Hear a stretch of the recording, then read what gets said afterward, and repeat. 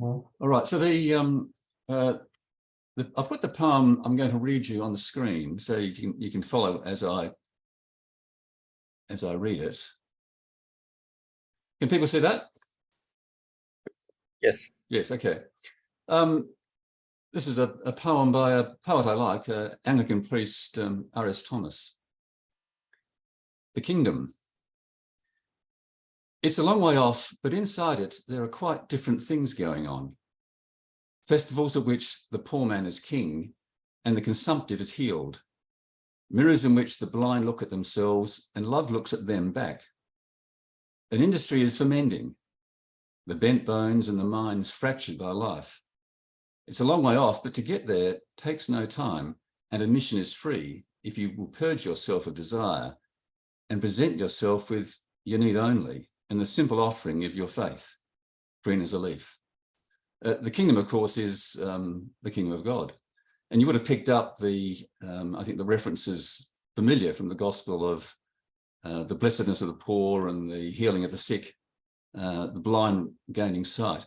I don't know if Jesus talked about industry, but I'm sure he would have liked the mending as opposed to the profit maximizing, which we associate industry.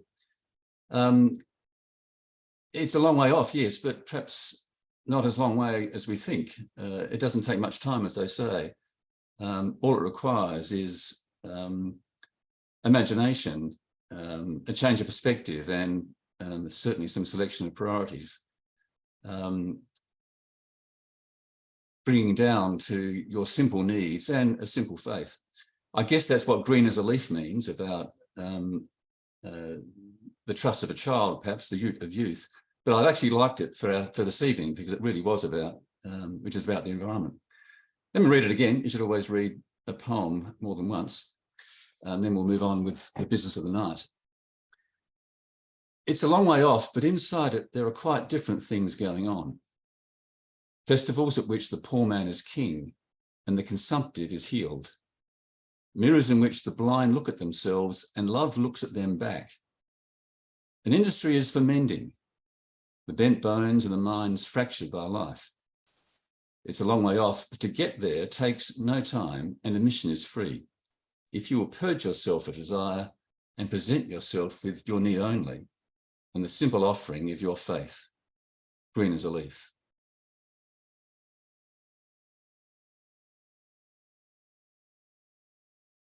Most of us know Robbie as the secretary of the Canberra Presbytery, Canberra Region Presbytery. He's a member of Kippax Uniting. He also happens to be the chaplaincy team leader at the ANU. And I know from the Presbytery meeting a week or so ago that he also is quite a musician. I just heard him on the piano, but I think he has more strings to his bow than that. Tonight, however, what we've asked him along for is what he does in his spare time, which is an intense interest in global climate policy. From the words he's given me, I gather he's worked with international climate think tanks, the Planetary Restoration Action Group and the Healthy Planet Action Coalition. And he's got a real bee in his bonnet about cutting that, because he believes cutting emissions can't be enough to get us out of this predicament of global heating, that has to be augmented by rapid action to increase planetary brightness. We'll hear more about that. If you haven't had a chance to listen to his interview with his conversation with Robbie, with Robin Williams on the Science Show, please do. There's a link, I think, in the invitation we had, as well as a couple of references, I think, to other articles. So, Robbie, COP27, we'll be pleased to hear about it, about your assessment of it and where it leaves us and what we need to do. Thank you very much, Evan, and welcome everyone. I'll share my screen, and we can, let's see. There we are. Now, most of us would remember the Gordon Below Franklin campaign 40 years ago and more in Tasmania, which prevented the damming of the Franklin River, the last wild river in Tasmania. And the slogan that they used was "Think globally, act locally." And now I'm just going to yeah, okay. Think globally, act locally. And what I'd like to do is just put up this question: what does it actually mean to think globally? It's a question I've been having some conversation with my my climate colleagues about. So the 3 points that I've been asked to speak on are the lead up to COP27, the Conference of the Parties of the Intergovernmental Panel on Climate Change held in Egypt in November 2022, what they actually achieved at COP27 and where that leaves us in the fight against global heating. Now, looking at the lead up, I hope you can see my screen all right, but I've got this the lead up to. I'm just going to suggest that the lead up is more about the overall discussion around climate policy than the specifics inside the IPCC.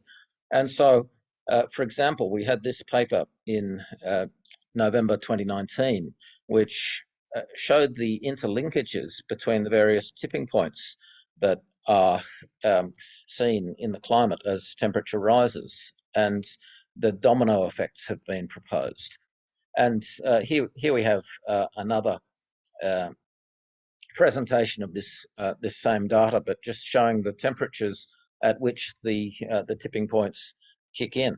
And what we can see is that we're already past the tipping point for the Greenland ice sheet, and we are now this line here is the current level of heating, and so we are now at the tipping points for West Antarctica, coral reefs, the boreal permafrost, abrupt thaw, and the Labrador Sea. So just going down this list: the monsoon, the glaciers, the Amazon, the Atlantic meridional overturning circulation, the great ocean currents that are slowing down, have been slowing down due to global warming, and winter sea ice and these ice sheets. And with the point that exceeding 1.5 degrees global warming could trigger multiple climate tipping points. There's this interaction and a accelerating feedback process seen.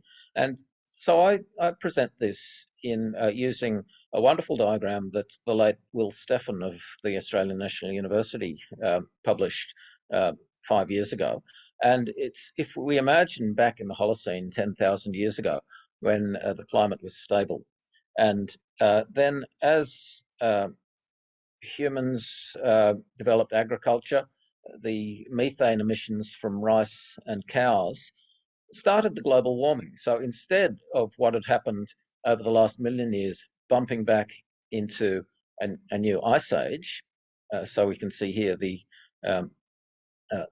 what happened was instead we've warmed up, and so we're now at this point. And the question is, do we have an existential choice for our planet? Do we choose Earth system stewardship towards a stabilized Earth, or do we allow human emissions and biosphere degradation to send us across a planetary threshold with intrinsic feedbacks into a hothouse Earth, very difficult to escape from? And so, just to add to this diagram, it's clear that business as usual is heading us towards a hothouse Earth. And now, what we need to do is find out how can we bend this needle all the way over here. Now, the reality is that if we cut our emissions, however much we can, it's not going to avert the dangerous warming. It's simply too small and slow, and it might make a bit of effect, but it still eventually leads to much the same result, however much we cut our emissions without doing other actions. And so there's been a lot of discussion about removing greenhouse gases from the atmosphere. Again, it's a very difficult, very big problem. And it's once you're down over the threshold, it's very difficult to climb back up. And that's why the view that I've formed in my studies of climate science over the last years is that we need to brighten the planet. And that means we need to reflect more sunlight back to space with direct climate cooling. And this is a conclusion that I came to over the last few years. Back in 2007, I was working in AusAid for the Forest Climate Initiative, and my researchers at that time just led me to the conclusion, which has since been abundantly vindicated, that emission reduction alone is not enough. But this idea of the need to brighten the planet is something that I've come to an understanding of more recently. This is a wonderful website called the Global Warming Index. What it shows is that at the moment warming is at 1.27 degrees. If you go to this site, then you'll see that this number here, which is currently 2.49 trillion tonnes of carbon dioxide emissions, that it's steadily going up, and you can see the speed at which it goes up. If you go in a few months, it'll have hit 2.5 trillion tonnes. And now, carbon dioxide is about 3 times as much as carbon, and so there's two different measures. Carbon is now basically 680 billion tonnes, and a billion tonnes of carbon is about a cubic kilometre. 680 billion tonnes of carbon that humans have added to the atmosphere. And what it suggests is that all of this, I produced this in 2022, and it was back at 670. So all of this past, here we've got 670 boxes, I think, and all of these cause committed warming. That is, that they stay in the atmosphere and disrupt the climate equilibrium. Now, if we look at our annual emissions, and remember this is in carbon rather than carbon dioxide, so each year the Earth, the human industry adds about 15 gigatons, billion tons of carbon to the atmosphere. Now, the Paris Accord in 2015 said, okay, we're going to do everything we can to stop that, and so by 2030, we expect that each year we'll be adding 16 gigatons.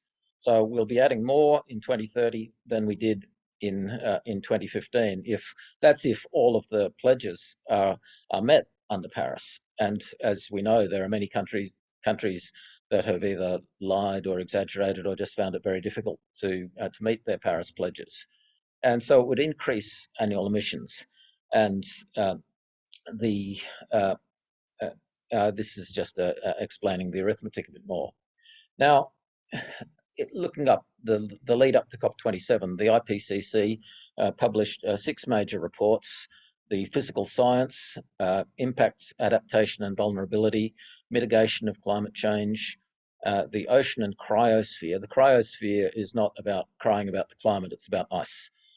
So the cryosphere is the name for the snow and ice regions of the Earth, climate change and land, and the consequences of global warming of 1.5 degrees.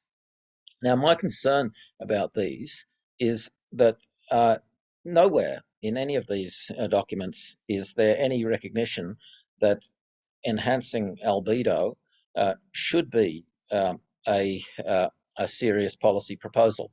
There is some discussion in the mitigation report of the technologies, but it's discussed only to dismiss it. And my view is that that's just a very short-sighted approach on the part of the IPCC. So if we ask what was achieved at COP27, I'm sorry, I've put in this idea that it was a lot of hot air and spin. I felt that it didn't really achieve very much at all.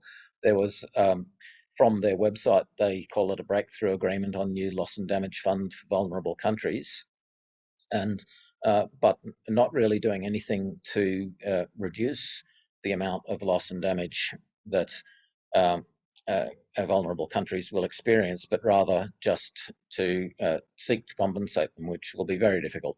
And I've provided some text here about what the COP27 committed, and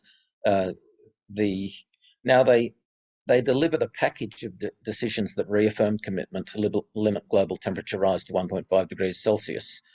Now that's simply, as I say, it's spin, because it's very clear from the science that the current policies of the IPCC offer no prospect of holding the temperature rise below 1.5 degrees. There are James Hansen, the very distinguished American climate scientist, has recently written a paper that suggests that warming is likely to be much higher because of this committed warming problem that I told you about before, that the past emissions are really the main cause of warming, and sea level rise and extreme weather and the other problems that we're facing with a changing climate. And so there's just a bit more about what they said. I don't really want to go into that in detail, but I'll just go on to their summary of the challenge. So they called for fast emission cuts to create a safer, sustainable world and resilience. And now this is the key point: cutting global greenhouse gas emissions by nearly half by 2030.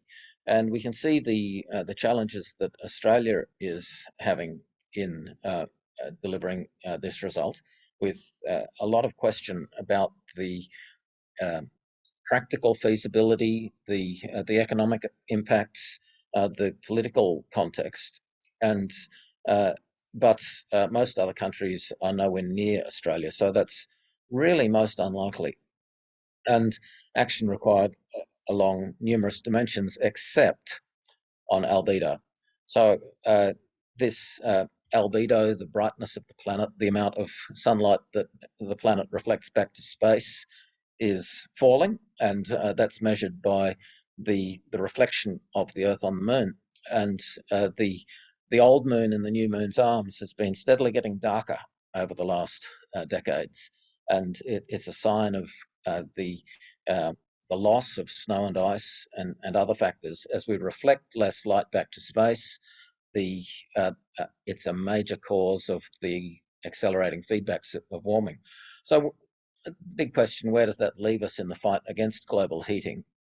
The IPCC prescription is start off by cutting emissions, and then think down the track about removing carbon dioxide from the atmosphere. And this idea of solar geoengineering is something that is basically rejected, and there's a view that perhaps it could be considered in the future, but there's generally a ban on any field research, and so it's viewed very dimly. And so my thought is that what is needed is to reverse the IPCC prescription, and instead the really urgent task is to brighten the planet. Because if we don't start off by brightening the planet, then many of these tipping points that I showed you before will become far more intractable. And I mentioned, for example, Arctic methane, that as we allow the snow and ice to melt, the vast quantities of methane in the tundra, permafrost, and under the Arctic Sea can be released with an immediate warming effect 100 times worse than CO2. Now, with the idea of removing greenhouse gases and especially CO2, but also methane, my view is that there's great potential for us to use greenhouse gases in productive ways, for infrastructure, for soil, for a range of materials. And that really, that decarbonising the economy is a relatively small factor in terms of the scale of planetary response as we think what it means to think globally. So back to the Franklin River, thinking globally is what we need to do in order to stabilise the climate and in the future. So I'd like to bring to your attention now a paper published in Nature Climate Science, Nature Climate Change, that I found really valuable. It's 7 years old now, but still very valuable and imperative to monitor Earth's energy imbalance. It includes this diagram, which I suspect might be a bit eye-glazing for you at first glance, but I'd like to explain it to you because it provides an overview of the Earth's energy imbalance as an integrated measure of global heating. So if we're genuinely going to think globally, then we need to understand this data.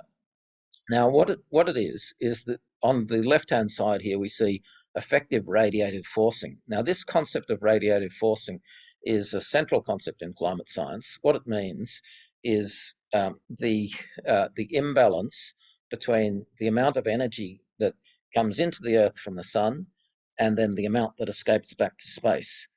Back in 1750, before industrialization, it was that's the baseline that we're using. We say that there was zero radiative forcing, and then over time, with the rise of coal, especially, we start to see here this grey line, and that's as you can see here, carbon dioxide. This is, and then above it, the other well-mixed greenhouse gases. That's part of the jargon, and then also ozone and stratospheric water and black carbon on the snow, and then finally the solar. All of these things increase the radiative forcing, so they increase heating. So as these lines get bigger, the Earth gets hotter. Now they are largely counterbalanced by these cooling effects, and that is the interaction between aerosols and radiation, the interaction between aerosols and clouds, land use, stratospheric ozone as distinct from tropospheric ozone, and then of course the big one, the volcanoes. And we see here these purple bars are the big eruptions over time, and the most recent one that really alerted people to the importance of volcanoes for temperature was Mount Pinatubo, which is this spike here in 1991, which cut the world temperature by half a degree. Now, if we add up all of these, then that comes to what we see here, this red line. And as you can see, this red line is a direct measure of global warming. And you can see that after 1950, 1960, it accelerated. So we're now at this point of every square meter of sunlight, we're now getting 2 watts per square meter of extra heat.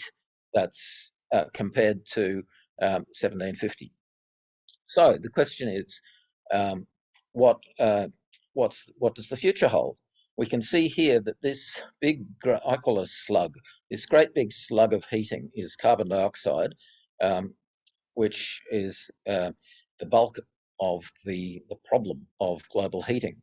And really, global heating is not going to be addressed until the red line, which balances the heating forces and the cooling forces, comes back to zero. So how can we do that? I've compressed the diagram onto the left half in order to put a simple climate model of what can be done about it in the future. Now, we expect that carbon dioxide will continue to increase over the coming decades, following, and I've shown the trend line easing compared to the line here. So it's a very simplified schematic. So the next question is, what happens if the world goes to net zero by 2050? What it means is, and this is just a rough indication of what is expected. So we could expect that the radiative forcing will continue to increase until 2050. And then what will happen after that? And this is assuming that we're able to completely decarbonize the world economy so that the amount that we emit, so that we remove from the atmosphere the same amount of greenhouse gas that we emit. It's a very tall order.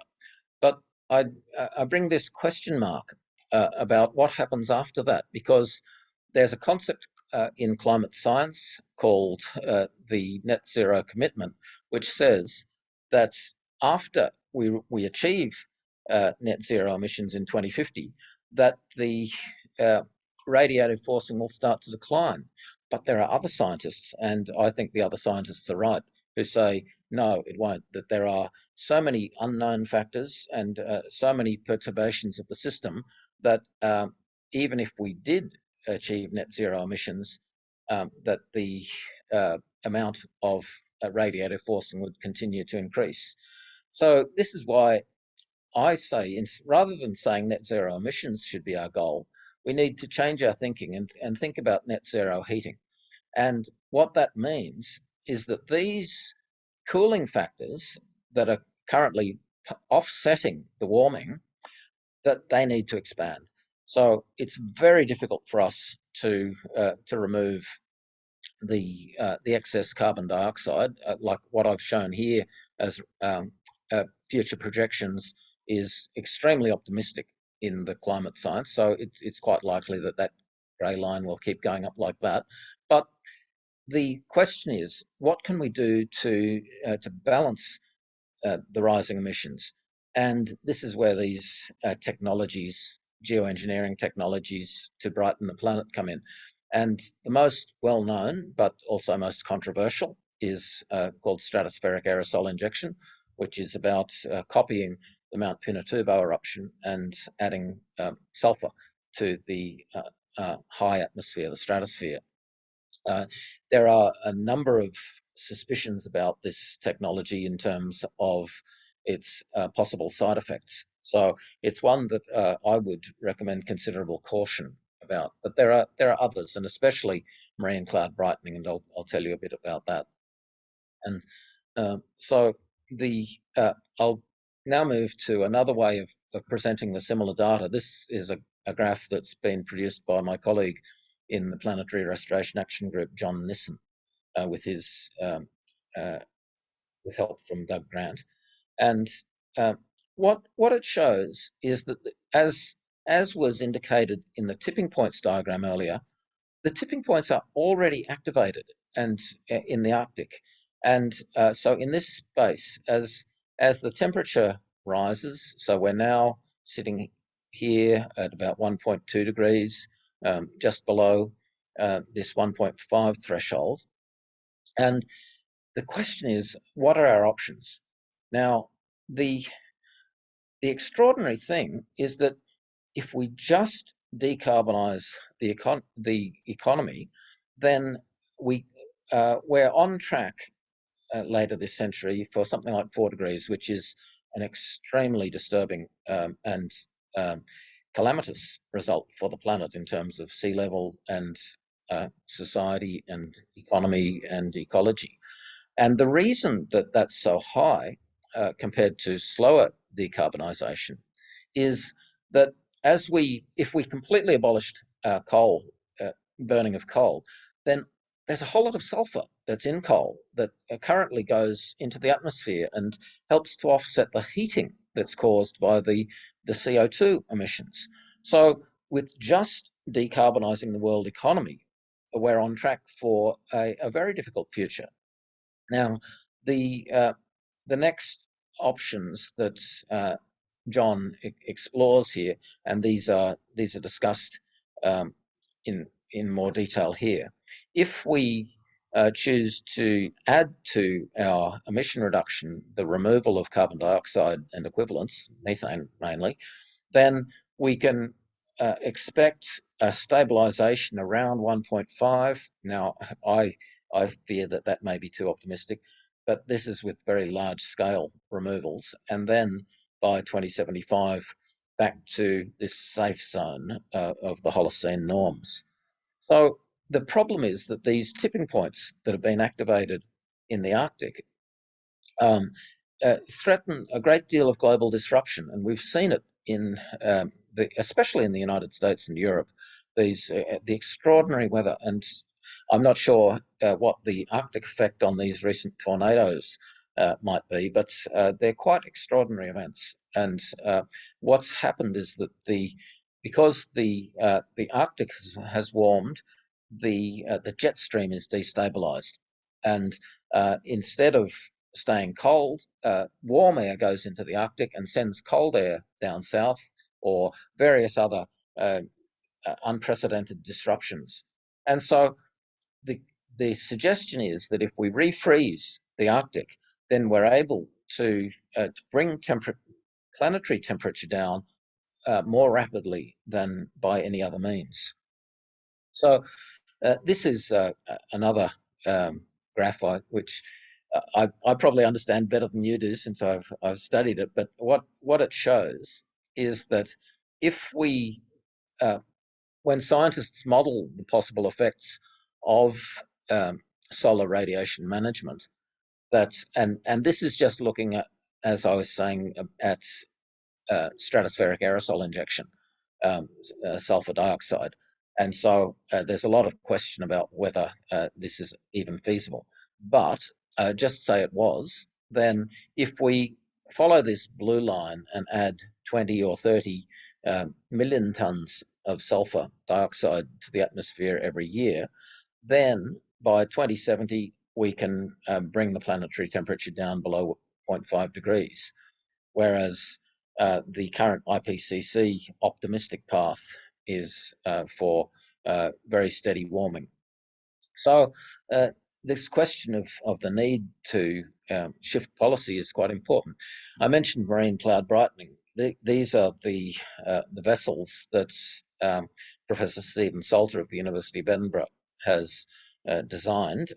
He hasn't had any funding or government interest in actually constructing them, but it's the idea is that the vessel sucks up seawater and sprays it as a salty mist onto the surface of the ocean, and then that salty mist goes up into the clouds, and each grain of salt becomes the nucleus of a cloud drop.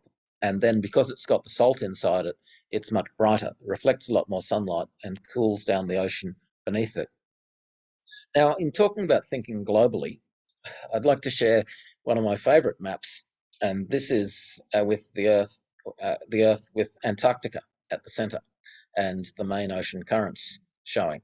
And I know it's a perspective that most people find quite disconcerting, but it's one that I find really valuable in helping us to see, what proportion of our planet is covered by water. Although this is a bit distorted, but still, it gives you the sense of it.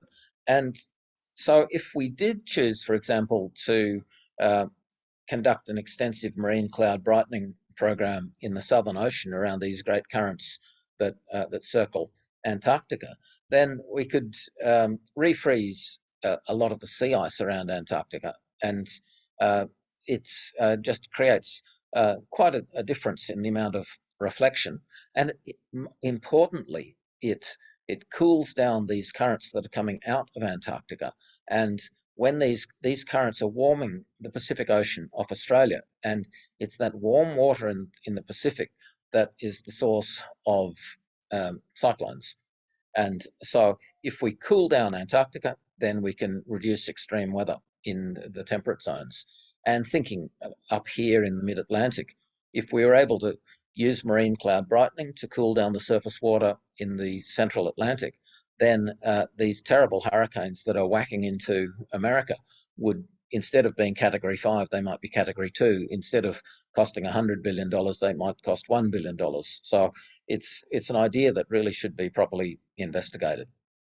And similarly with the North Pole, the North Pole is on track for what's known as a blue ocean event, where each year the amount of ice goes up and down. And it used to be completely covered with ice in the spring and summer and autumn, but now it's on track for basically no summer sea ice by a decade or so, or possibly sooner.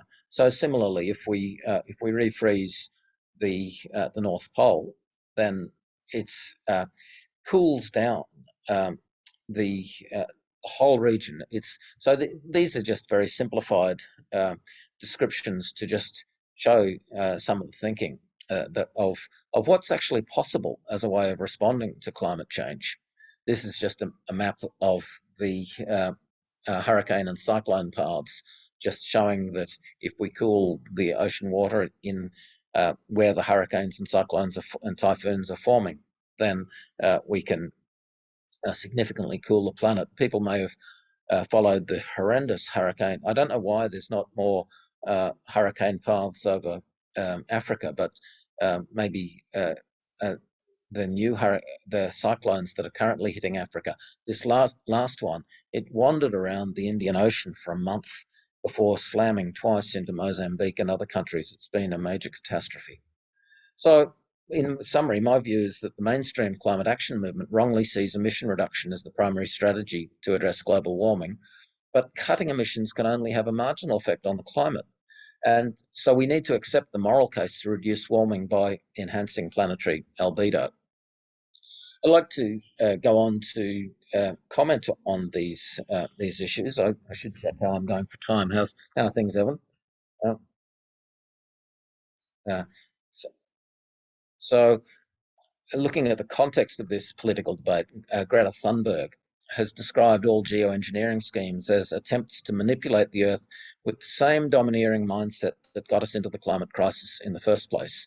And it's a very widespread and popular view, and I must say with a lot of evidence to support it when you look at the attitudes of the fossil fuel industry, for example. Now, as I've explained, the counter-argument is that albedo enhancement is needed for human flourishing and to protect biodiversity. The biodiversity angle comes in here because as we warm the planet, fish and other animals on land, they migrate towards the poles to find the temperature where they're used to. And often they can't migrate, so they'll go extinct. And so the view that I want to present to you is that working for a brighter planet is actually a way to oppose the domineering mindset that Greta has criticised. So we need to open up this philosophical debate about what do we really mean by global thinking. And I see it in terms of a Gaian spirituality, caring for our Mother Earth as sacred, and seeing Indigenous communities as central to the solutions. Now, there are many texts in the Bible, in Christian theology, that can contribute to this ethical debate, and I'll just read through a couple of these texts that indicate this point, that the life of every living thing is in God's hand. You defiled my land and made my heritage an abomination, from Jeremiah. Woe to you, hypocrites, is the line from Jesus in Matthew.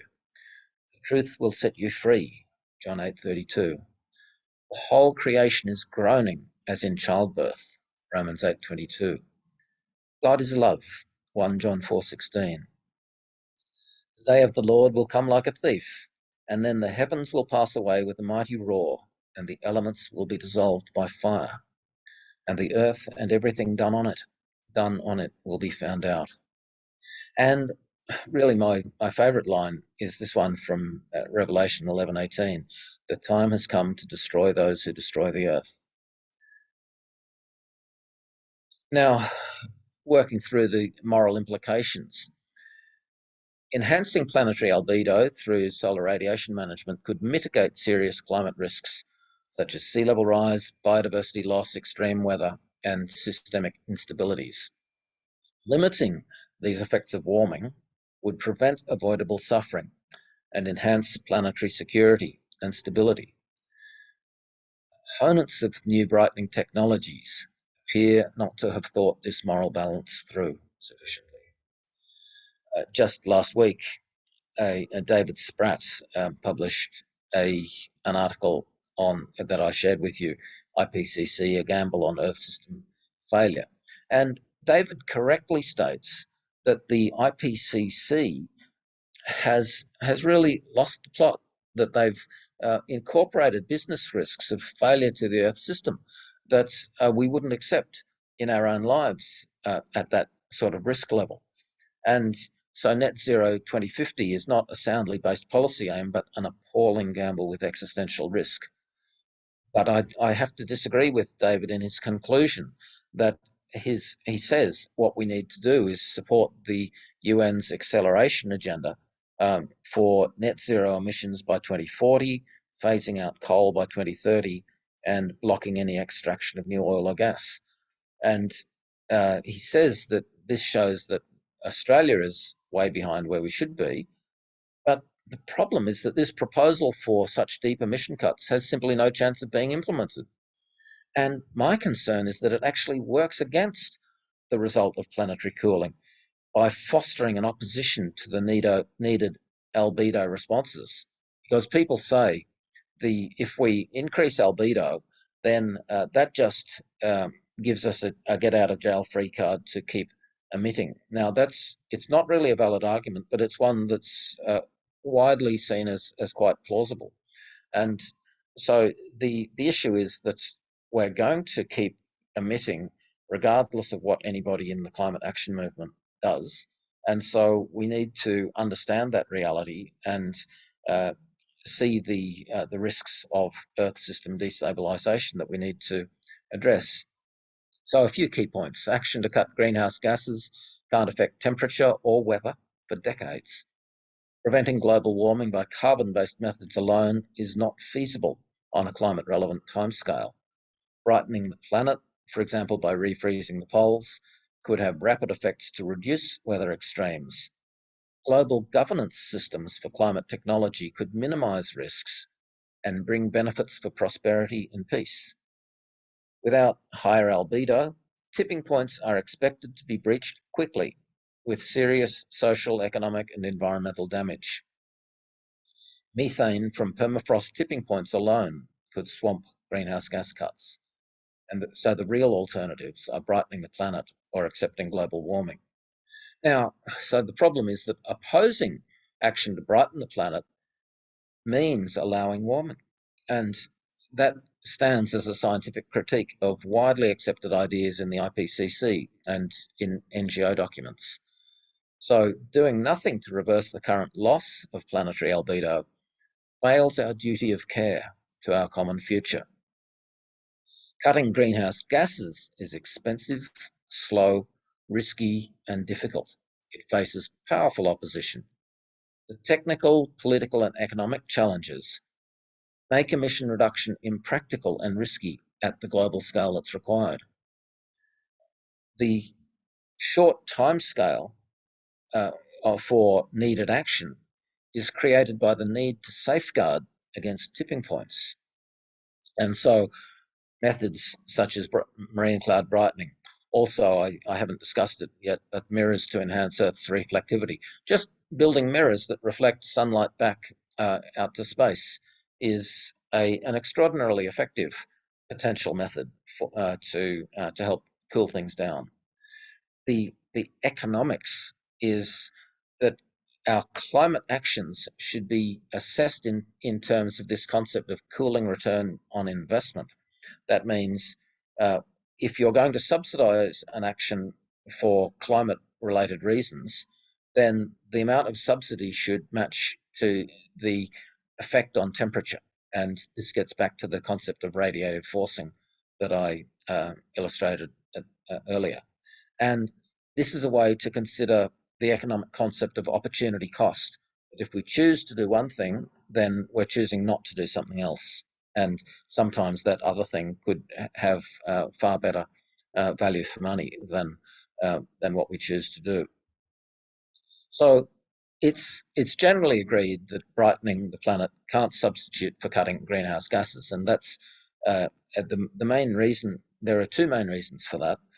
One is that our carbon dioxide makes the ocean more acidic, and that is terrible for marine life. So we need to find out how we can physically remove that excess CO2 that's gone into the oceans. A lot of our emissions create a balance between the atmosphere and the ocean, and so that's the first point. The second is that if we decided, okay, we're fine with living with 600 parts per million of carbon dioxide and equivalents, then that commits us to a very high level of balancing cooling action, of brightening the planet. And the risks involved in the governance of that as a global cooperative endeavour are really quite high. So we need to be doing as much as we can in practical terms to remove that excess burden of greenhouse gases, but not imagine that we can do it faster than is physically possible. And the issue is that brightening can't substitute for cutting greenhouse gases in the long term, but the short-term problem is the reverse. That cutting greenhouse gases can't substitute for brightening. Brightening the planet is really the only thing that will make a difference to temperature and sea level over coming decades. And so we really need to research it quite intensively. And so, as I said earlier, the IPCC priorities should be reversed to put brightening the planet as our first priority, and then look over coming decades in ways to convert carbon dioxide to useful products and gradually transform the energy sector.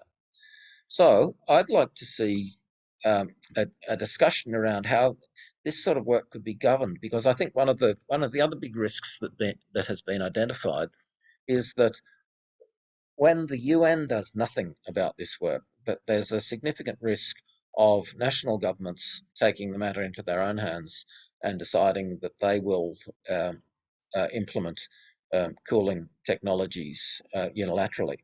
And this is why I think that we need to open a conversation about good governance and look toward an international climate organization which is tasked to safely increase planetary albedo. And the model that I find most interesting is the Bretton Woods institutions, the agreement in 1944 to stabilize the world financial and monetary system, which has really delivered quite a bit of success through the work of the International Monetary Fund and the World Bank. And so it presents a model of how nations can come together to cooperate on stability out of the financial instability of the Depression.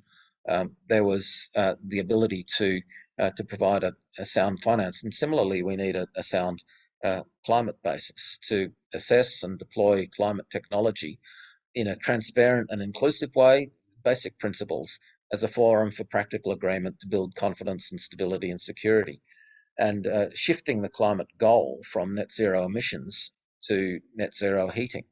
And Robbie, we've been going about 40 minutes now, so okay, all right. Yep. I'll just, I think, let's see.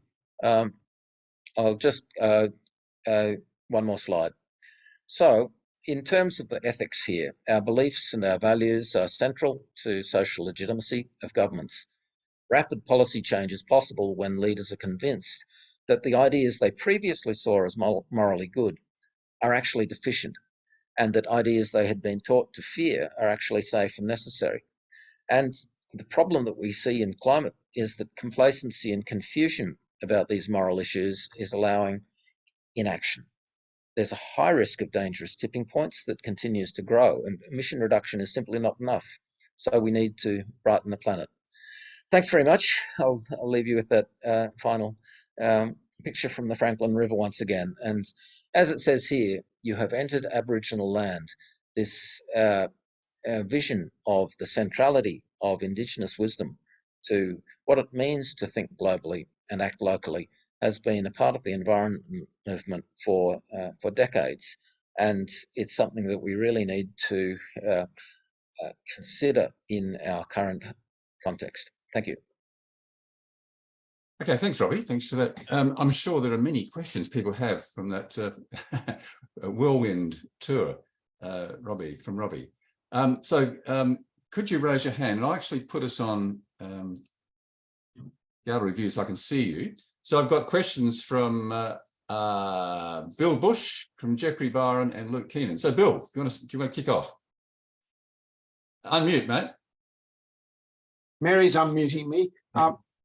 Look, thank you, Robbie. I mean, look, as a non-scientist, this verdict from me is particularly worthless. But I mean, you've absolutely convinced me on the physics of the issue, but I'm still deeply, deeply worried about the politics, because as I understand it,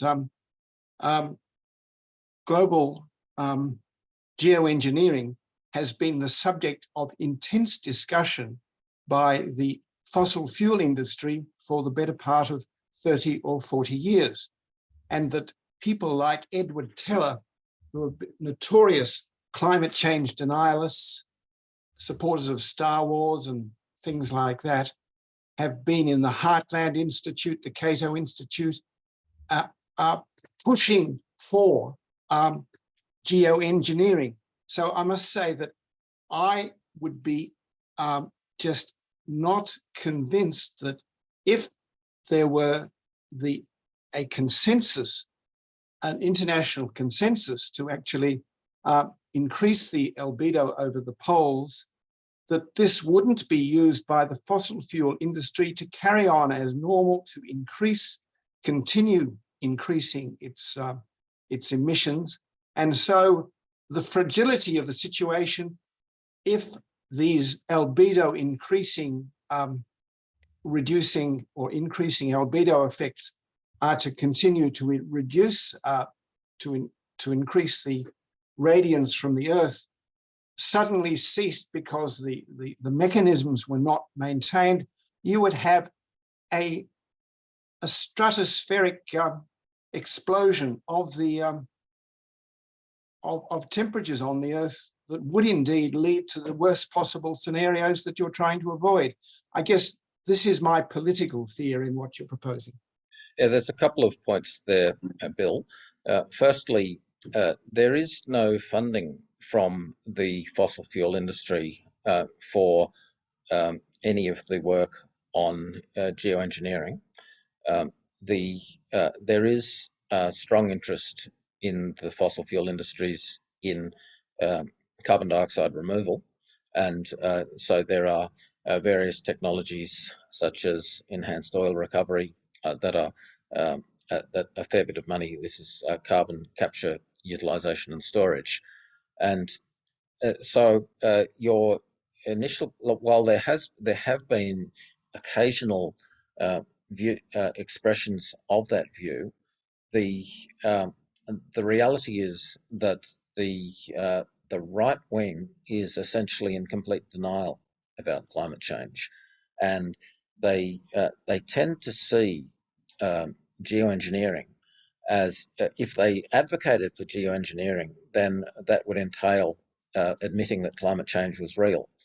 And it seems that so the UN Environment Programme proposed a global study of geoengineering, and that was vetoed by Saudi Arabia and the United States. This is in Trump's day, and there's a lot of speculation as to why they vetoed it, and one of the reasons is that if they allowed it, then they would have to cooperate with other countries, and they would have to admit that climate change was real, and neither of them wanted to give any credence there.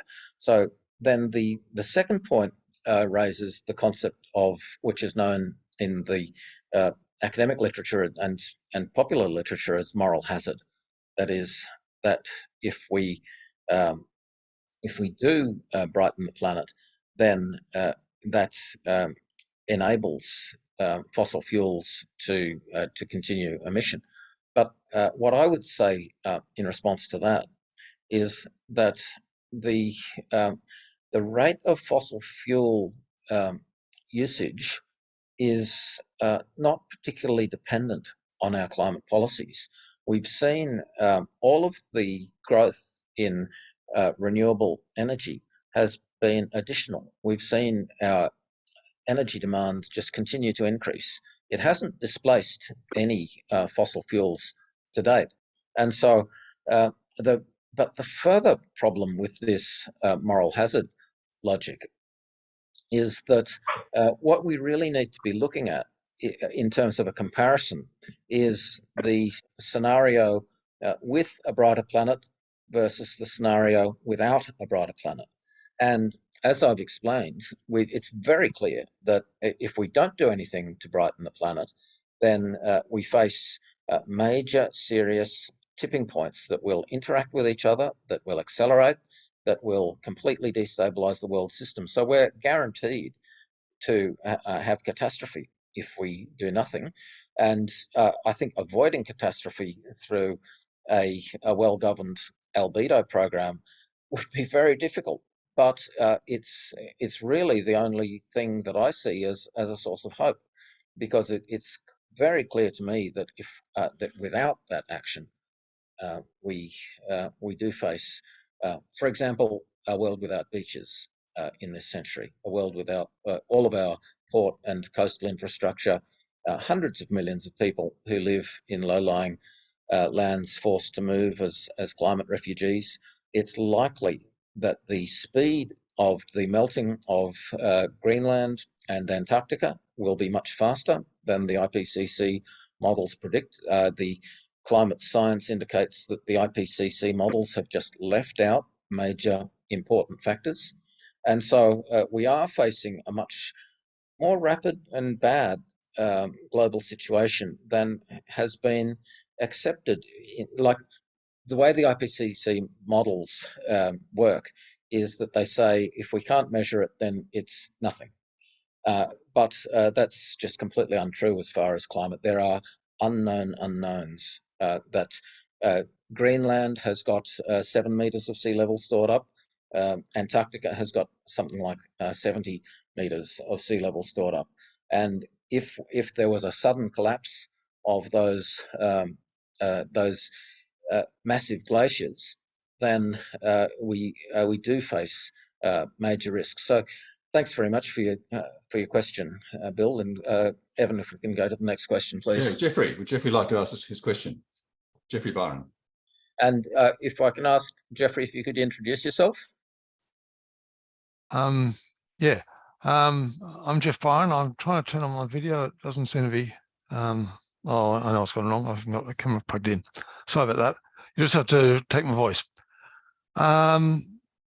Yeah, I'm just one of Robbie's friends from Kivax United Church. So I just came by his invitation there. Robbie, thanks for that presentation. I think your final conclusion is probably correct, but some of the detail I would question rather strongly. For instance, cooling the poles. Are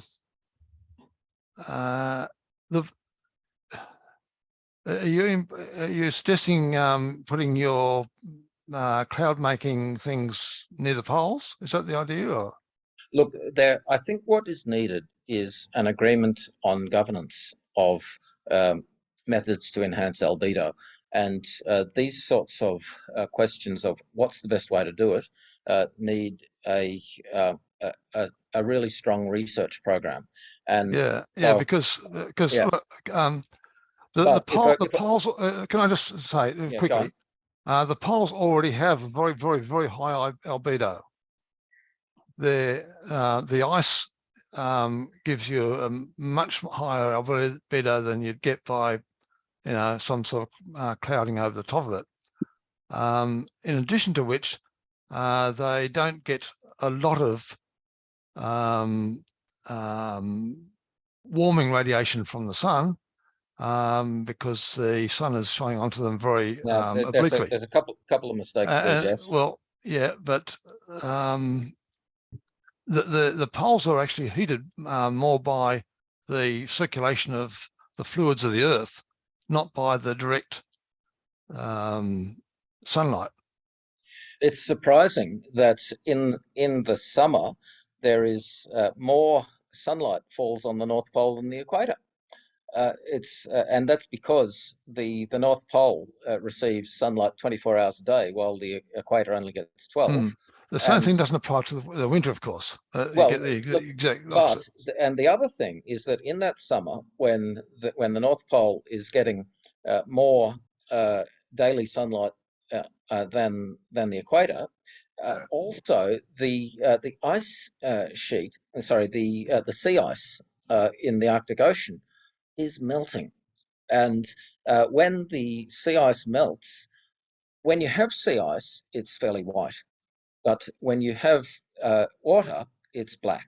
And so, by turning most of the Arctic Ocean from white to black in the warmest time of the year, and then through the autumn, we find that the albedo of the Arctic has significantly collapsed, and the amount of soot that's blackening the snow and ice is very high. So the albedo situation is actually not as positive as you suggested. Yeah, Now, but on this question of the technology that could be used, I'm pleased to see Stephen Salter and John Nissen, colleagues from the Planetary Restoration Action Group, have joined the call, and both have considerably more expertise than me on the details of these issues.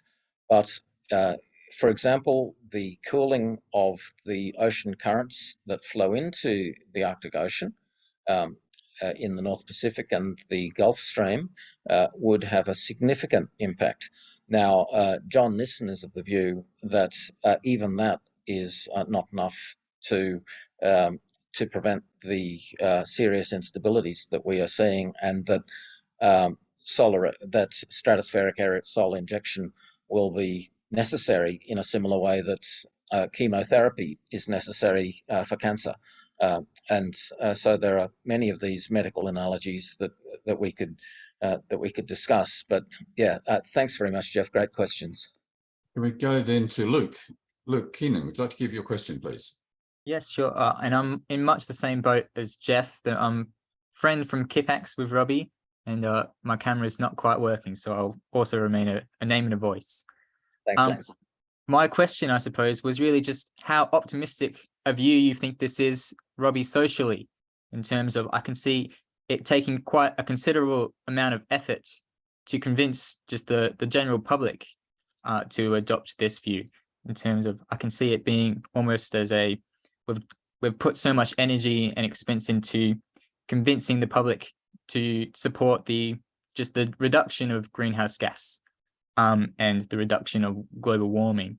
And now this seems to be an add-on to that, or almost a reversal of now we've actually got to be doing this. What we were doing was slightly wrong. We need to be going the other direction almost. And how likely is that to deter people from wanting to even think about the idea, in terms of how easily it will be actually adopted, and how likely the governments will now add this onto their agenda when they've just gotten around to the greenhouse gases, and how hopeful are we that we can implement this now and it will be better and faster than what we're already trying to do?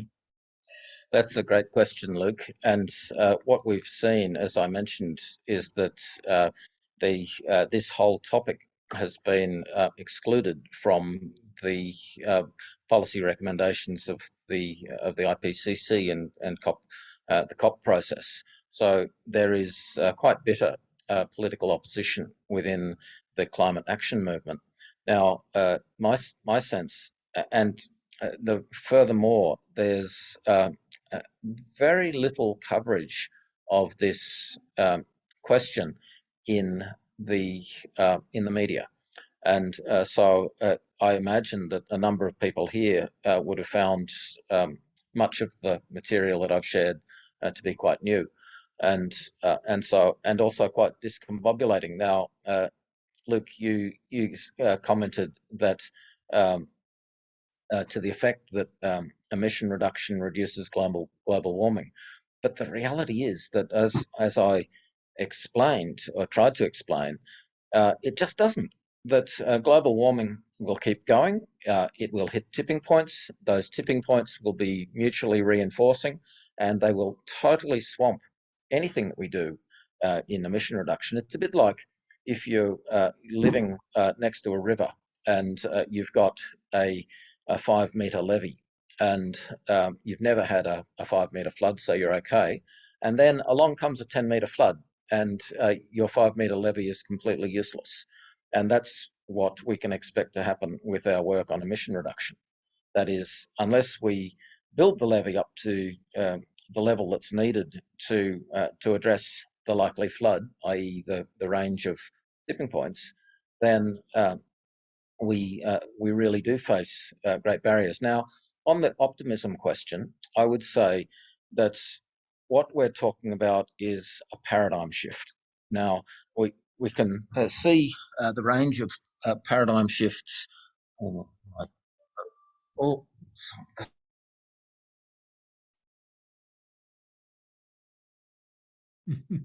There's a shift. We lost him.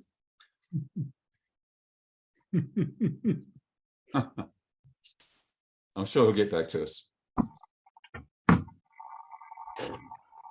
Luke, I'm wondering, it's Rebecca here, whether or not either John or Stephen might like to just share briefly, because they're a pair of wizards.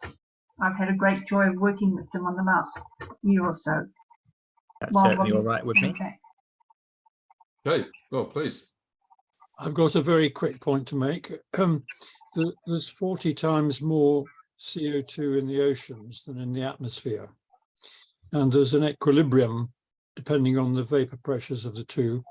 And if we reduce what we're putting into the atmosphere, which is a very good thing to do, the oceans will start giving it back to us. So it's going to be a lot harder than you might think, just cutting emissions. It's desirable, but it's inadequate. sorry about that. I lost it, but apologies, Stephen. I might just continue my train of thought from my reply to Luke, and we'll come on. The issue is a paradigm shift, and we've seen big paradigm shifts in the past. The discovery that the Earth orbits the Sun, the discovery of evolution, and it's a similar sort of scale of psychological shift. And you can always see that the adherents of the old paradigm are very resistant to change, and whereas people who are not vested in it, who take an open mind, are able to discuss it more openly. So I actually am optimistic that there will be quite a big and rapid shift in political thinking around climate change. I'd like to see the Australian government support marine cloud brightening, especially in the Southern Ocean, as a way to test it. And then the issue, my optimism is that testing of these technologies will show that they are safe and effective, and that we will then see, and as we see the continuing worsening of extreme weather events, that there will be a general demand for effective action on climate. Thank you. Thanks, Robbie. Rod Taylor, you have a question, please.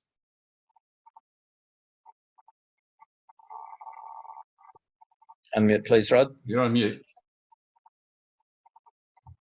Rod, you're on mute. Can you? Got it. Okay. Yeah. Right. That's better. Okay. Thank you, Robbie, for a really interesting conversation. And it's something new to me to some extent. So I'm a science journalist, and we've got a book coming out about saving civilization with Mark Diesendorf, my co-author, in June this year. What I'd like to know is, interesting to get your comment about lack of media attention to this. So that's something of interest. What kind of response have you been getting from your fellow scientists on this? I mean, you've said that it's been pretty much ignored by the IPCC, but what about your fellows in the climate science community? It's very difficult. So, for example, I'd mentioned Clinton, who was one of the co-authors of the tipping point material that I described, and he is of the view that we should do nothing to increase albedo, even though it seems that only increasing albedo can stop the points that he's identified. So, there's a really toxic culture within academia, and it goes back to the politics that Bill alluded. that that there's such intense polarization in politics that the assumptions are that much as Bill described them quite well, and so people take a very prejudicial attitude. And this idea that the most important thing is to shut down the fossil fuel industries as fast as possible, the view is that if we do brighten the planet, then that's essentially working for the enemy. So there's this polarization, and I would like to see us, I think that Christian faith has got a strong potential to help us overcome this polarization and think about, what's the truth that will set us free? What is the factors that are destroying the planet? And so this is why I'm so pleased to be invited by the Presbytery Social Justice Group to present on, because I think that we do need to put this conversation into a framework that tries to cut through some of that social polarization that has besetted it. And certainly I'm not aware of any main newspapers that have around the world that have properly covered this, like our group. We see the information as it comes out, and there are very few who take a serious interest in this question, sadly. I think the next question is from Rebecca. I actually wanted to make a comment rather than a question, which is to say that there has been a number of open letters published by a number of scientists saying that we should test for solar radiation management. In other words, what they're trying to do is bend scientific opinion, or there are different pockets out there that are, pardon me, that understand the basic climate science that Robbie's been describing tonight. So even though I agree that there is a worldview and a kind of momentum going in one direction, there's a bit of a subculture. And I just wanted to mention that there are some prominent scientists that do actually agree with what Robbie's saying. I don't know whether either John or Stephen would like to say anything. Well, I'll just add, Rebecca, that that letter published by 60 quite prominent climate scientists calling for a research program into solar geoengineering was very welcome. And there are a series of major activities. The United States has committed to provide a multi-billion-dollar investment over the next years into solar radiation management. And interestingly, George Soros gave a speech at the Munich Security Forum this year, in which he directly called for action to refreeze, and he works closely with Sir David, the Centre for Climate Repair at Cambridge University, and the Cambridge Centre is taking these issues very forward very effectively. But I agree with Rebecca's suggestion that inviting Stephen Salter and who else do we have? John Nissen to comment would be helpful. So Jeff's still got his hand up, but I think he just hasn't put it down yet. So could I invite Stephen or John to offer some comments? Hello. Yes, it's very disappointing that that it's so difficult to get traction, and one of the problems is that most of the leading climate scientists are embedded in IPCC, and they depend on their employment and their research money and so on towing the one line, which comes from IPCC, and the fossil fuel industry are very happy with what the IPCC has failed to do, which has actually been effective in emissions reduction. So they're very happy with the status quo. And that this may be one of the reasons why they just don't bother to support solar radiation management. Now, on the other side, the climate activists are so enamored with this idea of emissions reduction that they do everything they can to rubbish solar radiation management. There has been a steady campaign over probably 2 decades or more to rubbish things like solar radiation management particularly by stratospheric aerosol injection, which, if you examine scientifically, is extraordinarily benign. We're doing what volcanoes do, and we can mimic it, and we can control it better than volcanoes.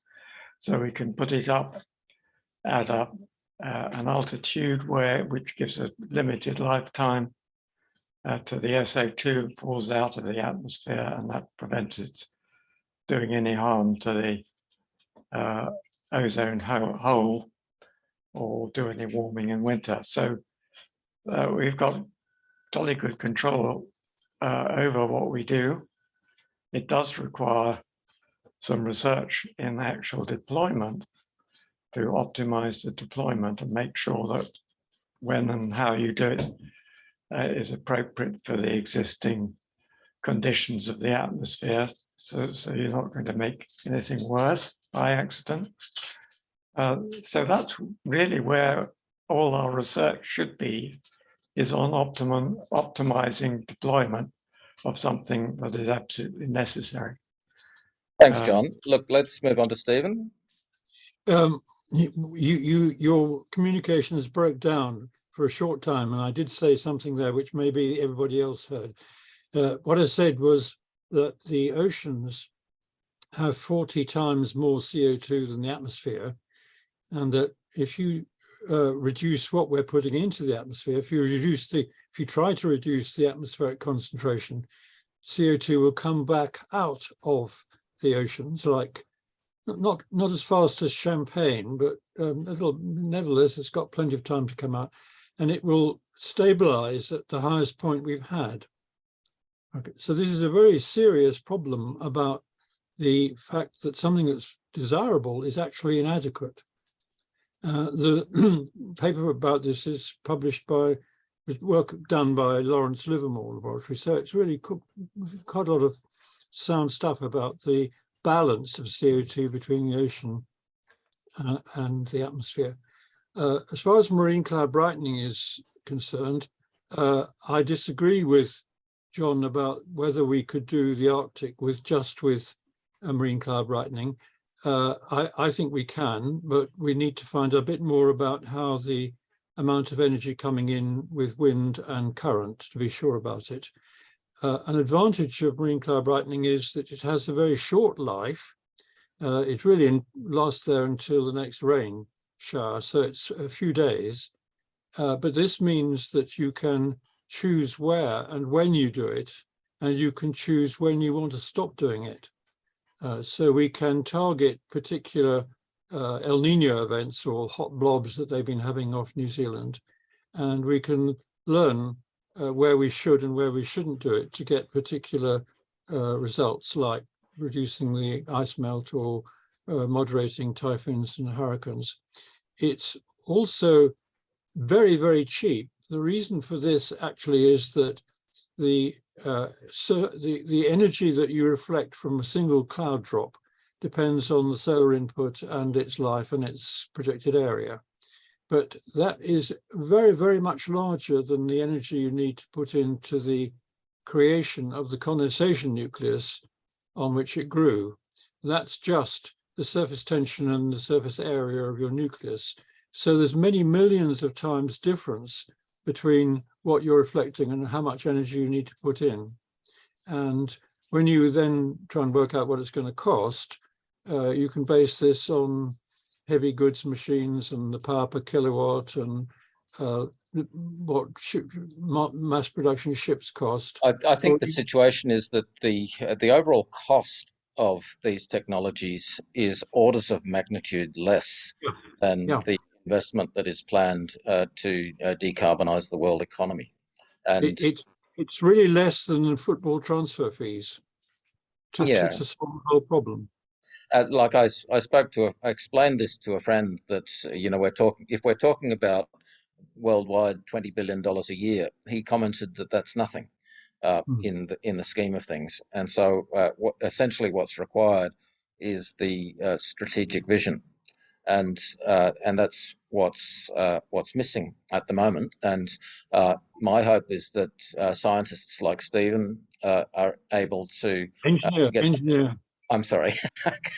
I do mix up science and engineering. Are able to engage more, and it's pleasing to see that that Cambridge is looking at marine cloud brightening.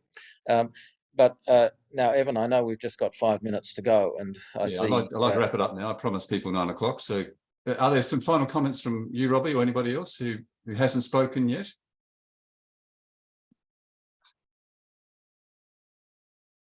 There don't seem to be. Well, could I just say, Luke, that I was so pleased to meet everybody here tonight by Zoom, and whoever the journalist person was, I'm afraid I've forgotten who you are, but we've all got power together, and so I hope that this has been planting of a seed and that we can share it round, and you know, I look forward to hearing more as we go along. And John? Thank you. Maybe just to finish also, I've been working with Rob for the last few years, but I think Australia really is ideally placed to do more research in this area, in the Southern Ocean, but also looking at the tropical waters where our cyclones build up as well. And we are doing some early research up on the Barrier Reef with Daniel Harrison's group in Southern Cross University, which is quite exciting. But to take that further and look at cooling the oceans off up in Micronesia to mitigate the cyclones that build up out there, there's another area we can look at. So I think Australia should really take this on. I think this probably is exactly on the right track with this, and with the expertise of people like Professor Salter, I think we really should do something more in this area. Great, thanks, John. Okay, well, I think I'll call it a night there. Can I just then, on behalf of the group, just thank Robbie for his presentation. I was amongst those who actually were certainly these ideas, the ones I were not familiar with, and I don't find them written in the media I read either. So thank you very much for opening our eyes. So thank you again. Could I ask then, thank you to the group who've come. It's been great, a blessing to have a variety of views from a variety of places. I don't know where you're all from, but I think Robbie's brought a few along tonight. Can I ask the Social Justice Group just to hang around a bit for a few minutes afterwards? So after the rest of you may leave. And thank you very much, everyone. Yeah. Thanks so much, everyone, for coming along. Bye-bye.